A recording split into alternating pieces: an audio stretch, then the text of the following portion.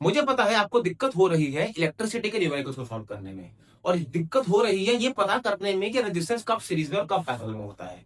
तो मैं आपको फिर से एक ऐसा ज्ञान का डोज दूंगा जहां से आप रेजिस्टेंस के सारे न्यूमेरिकल्स बहुत आसान तरीके से कर पाएंगे और पता कर पाएंगे कि सीरीज और पैरेलल कनेक्शन होता क्या है। तो चलिए मैं छोटा सा एग्जांपल देता हूँ। मेरे पास ये 3 पीस है और सपोज करो ये वायर के 3 पीस है, ठीक है। अब मैं इनको क्या कर सकता हूं, या तो मैं पतंग की तरह इनको एक एंड से दूसरे एंड पर क्या कर पर जोड़ सकता हूं। ये मैंने एक वायर को दूसरे वायर से जोड़ दिया, और इसी तरीके से मैंने दूसरे वायर को भी तीसरे वायर के साथ में नॉट लगा दिया, जोड़ दिया। तो मेरे पास क्या हुआ, हम्म क्या हुआ, ये पूरी वायर आपस में क्या हो गई है, एंड टू एंड कनेक्ट हो गई। और इसी कनेक्शन को कहा जाता है सीरीज कनेक्शन, जहां पर मैं सर्किट के एक एंड को, एक के पॉजिटिव टर्मिनल को दूसरे के नेगेटिव टर्मिनल से कनेक्ट कर देता हूं। और यहां पर जब जब मेरे पास पॉजिटिव टर्मिनल नेगेटिव टर्मिनल से कनेक्ट होगा तो कनेक्शन कैसा बन जाएगा, कैसा बन जाएगा, सीरीज कनेक्शन। बट क्या हो, तो भैया पैरेलल क्या है, फिर से मेरे पास 3 वायर है। अब मैंने क्या करा, तीनों वायर को एक जगह पर मैंने यहां नॉट लगाई, और एक जगह पर मैंने यहां पर नॉट लगा दी, ठीक है।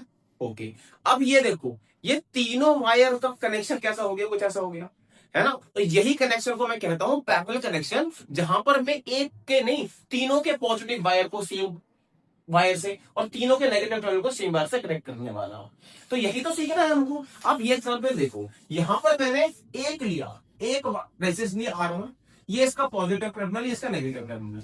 एक फिर मैंने इसी के नेगेटिव टर्मिनल को अगले रेजिस्टेंस के पॉजिटिव से कनेक्ट कर दिया, और मैं इसी के को अगले से कनेक्ट कर दूंगा। तो इसी कनेक्शन को तो मैं कह रहा हूं क्या, क्या पैरेलल कनेक्शन। लेकिन जब मैं तीनों वायर की पॉजिटिव को और नेगेटिव को सेम पार्ट से कनेक्ट करूंगा तो उसको क्या बोलूंगा मैं, क्या, पैरेलल कनेक्शन। तो चलिए स्टार्ट करते हैं what is series and parallel.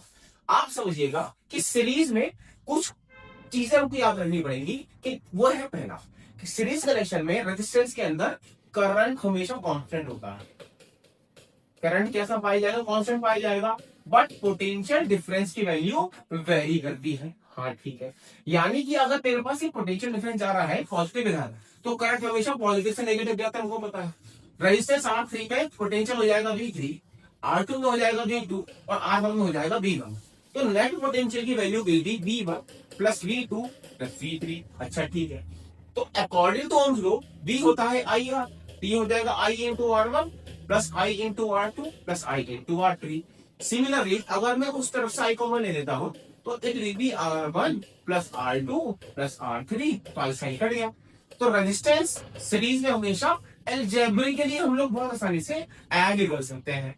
अच्छा ठीक है, एक क्वेश्चन, मैंने रेजिस्टेंस लिया 1 ओम 2 ओम, तो हमको बता दो ए और बी के बीच का नेट रेजिस्टेंस। नेट रेजिस्टेंस को इक्विवेलेंट रेजिस्टेंस भी कहा जाता है। हम क्या कर देंगे, सीधे सीधे को ऐड कर देंगे, कितना आ गया भैया, 3 ओम आ गया। और बताओ, मैंने एक रेजिस्टेंस ले लिया इधर से 2 ओम का, एक इधर ले लिया मैंने 3 ओम का, एक इधर ले लिया मैंने 4 ओम का। तो बताओ इस ए और बी के नेट रेजिस्टेंस कितना होगा भैया, वो तो बताया। यहाँ पे सब में देखो सेम वायर से कनेक्ट हो रहा है, सीरीज कनेक्शन है, तो मैं सीधे सीधे इनको ऐड कर दूंगा, तो कितना आ जाएगा, 9 ओम रेजिस्टेंस आ जाएगा, है ना। एक तरीका और है पता करने का, जैसे मेरे पास ये रेजिस्टेंस है, ये रेजिस्टेंस है, ये रेजिस्टेंस है, और मान लो ये भी रेजिस्टेंस है, और मैंने इन सबको एक बैटरी से कनेक्ट कर रखा है ना। अब यहां से आई गया, देखो यहां भी आई आया, और यहां भी आई करंट आया, यहां भी आई करंट आया, यहां भी आई करंट आया, मतलब सारे रेजिस्टेंस में करंट की वैल्यू कांस्टेंट है। तो ये भी आपको पता करने का बहुत अच्छा तरीका हो सकता है कि जिन जिन रेजिस्टेंस में करंट की वैल्यू सेम रहती है, सेम रहती है, उन उन रेजिस्टेंस को मैं सीरीज में काउंट करता हूं। और जब मेरे पास करंट की वैल्यू वेरी कर जाएगी तो उनको क्या बोलेंगे हम लोग, पैरेलल कनेक्शन। कैसे, यहां से मेरे पास गया आई, लेकिन देखो अगर मैं इस पॉइंट पर देखूं तो करंट को जाने के लिए 3 रास्ते मिले। ऊपर चला गया I1, इधर चला गया I2, और इधर चला गया I3। अब इन तीनों रेजिस्टेंस में करंट की वैल्यू डिफरेंट है। जब करंट की वैल्यू डिफरेंट है तो उन रेजिस्टेंस के कनेक्शन को हम लोग पैरेलल कनेक्शन बोलते हैं। अच्छा भैया, अब क्लियर हुआ? हाँ। तो अगर मैं कहूं जो टोटल करंट था वो 3 पार्ट में डिवाइड हो गया, है ना। अब मैंने क्या बोला कि जब भी पैरेलल कनेक्शन होगा करंट वेरी करेगा, करंट विल वेरी, और पोटेंशियल डिफरेंस तीनों में क्या हो जाएगा, कांस्टेंट हो जाएगा। ओके, तो आई की वैल्यू भी है ना, I1 के लिए V अपॉन R1, I2 के लिए V upon R2 and I3 के लिए V अपॉन R3। मैंने V कॉमन ले लिया, हाँ ले लो भैया। अंदर बचा 1 upon R1 plus 1 upon R2 plus 1 upon R3। V से V कैंसिल, तो 1 अपॉन R is equal to 1 upon R1 plus 1 upon R2 plus 1 upon R3। Okay okay okay, है ना। तो इसलिए तो आपको समझ में आया, आपके घर का जो जितना भी कनेक्शन होता है वो पैरेलल में क्यों रखा जाता है।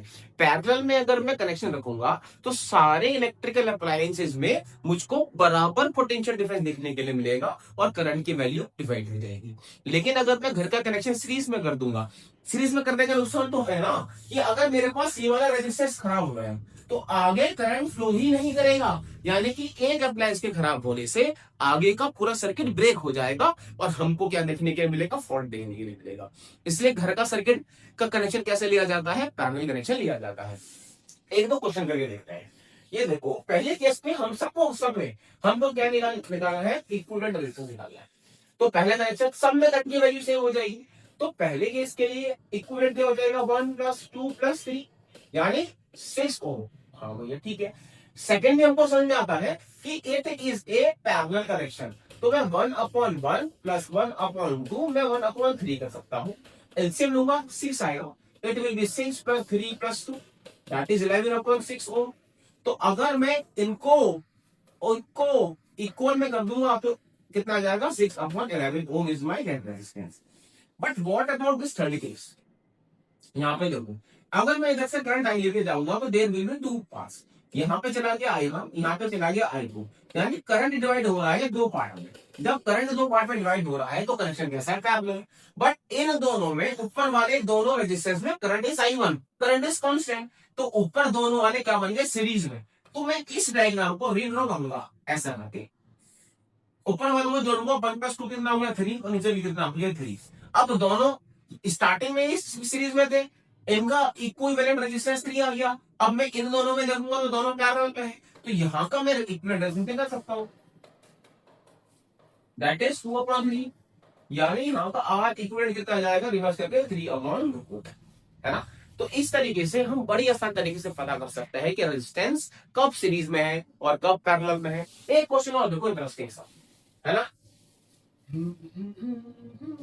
यहां से करंट गया आई, यहां पे आई आया उसमें भैया ठीक है, लेकिन यहां पे 3 पार्ट में डिवाइड हो गया, it will be I1, this is I2, this is I3। Okay, तो इसका मतलब ये वाला पार्ट तो हो गया पैरेलल में। तो सबसे पहले मैं इसी का R इक्विवेलेंट निकालूंगा, तो इट इज 1/20 प्लस 1/20 प्लस 1/20, तो R इक्विवेलेंट इसका आ जाएगा मेरे पास सॉल्व करके 3/20। और अगर मैं दोनों को सही तरीके से लिखूंगा तो इट विल बी 20/3 ओम। मतलब इस पूरे को सॉल्व करके मेरे पास जो टोटल रेजिस्टेंस निकल रहा है वो कितना निकल रहा है, 20/3 ओम। ओके, अब मैं डायग्राम को फिर से रीड्रॉ करता हूँ, it will be like this. ये था मेरे पास 20 ओम और आगे वाला पार्ट जो सॉल्व करके आया 20/3 ओम। अब देखो, जो करंट की वैल्यू है दोनों में कांस्टेंट हो गई क्या, हाँ हो गई क्या। अब ये दोनों किसमें आ गए बेटा, मेरे पास सीरीज में आ गए, है ना। सीरीज के लिए मैं अब अगर टोटल रेजिस्टेंस निकालूंगा तो दोनों को सीधे सीधे करके ऐड कर दूंगा, है ना। कितना आएगा, 60 plus 20/3 that is 80/3 ohm will be my final resistance, है ना। तो इस तरीके से अब बहुत ही आसान से अपने एग्जाम के सारे क्वेश्चन क्रैक कर जाओगे और एग्जाम में नंबर कटने की गुंजाइश पूरी खत्म हो जाएगी, है ना। तो अब हम मिलेंगे अपनी अगली वीडियो में, तब तक के लिए देखते रहिए और सीखते रहिए और ऐसी वीडियोस के लिए सब्सक्राइब दिस चैनल।